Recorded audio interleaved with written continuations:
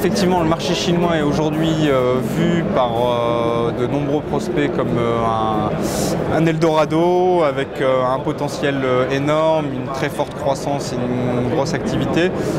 Cependant, il ne faut pas oublier que c'est un marché qui a ses propres normes, sa propre culture, ses propres méthodes de fonctionnement. C'est un relais de croissance, mais c'est absolument pas un Eldorado.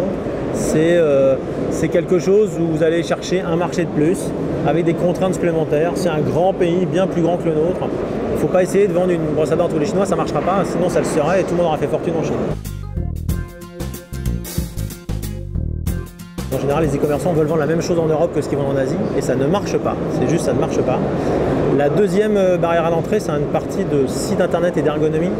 L'ergonomie chinoise est complètement à refaire sur l'ergonomie française. Ça n'a absolument rien à voir. On parle beaucoup plus de produits, on parle beaucoup moins de marques. Il faut rentrer dans le produit très vite, y compris sur la homepage. Si vous regardez les sites que nous on a fait pour des marques françaises, comme Etam en Chine, vous vous rendrez compte qu'on est sur la home directement dans le produit. Les autres challenges, c'est un problème de paiement. Vous allez recevoir du paiement dans une monnaie locale qui n'est pas convertible, qui s'appelle le yuan chinois.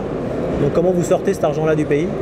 Est-ce que c'est un problème très concret pour les e-commerçants et c'est très compliqué. Et si vous ne proposez pas le mode de paiement dans la monnaie locale qui est le yuan chinois, qui est le renminbi, vous n'aurez pas de toute façon de vente.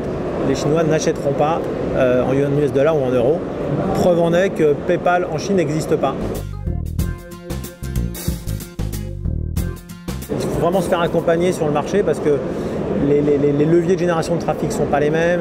eBay n'existe pas, ça s'appelle Taobao. Twitter n'existe pas, ça s'appelle Weibo.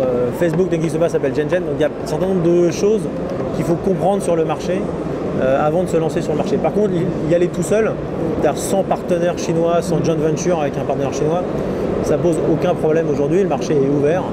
Et d'ailleurs, les Français y vont, mais le monde entier y va. Je dirais qu'aujourd'hui, c'est une stratégie d'entreprise de vouloir commencer soit sur le marché local français ou un autre marché, ou le marché chinois. Maintenant, c'est vrai que la Chine possède un formidable potentiel. Faire 10% ou 5% de part de marché sur le marché chinois, c'est effectivement, je pense, beaucoup plus rémunérateur et on a beaucoup plus de retour sur investissement que en prenant une trentaine de pourcents de part de marché sur un marché comme la France, par exemple.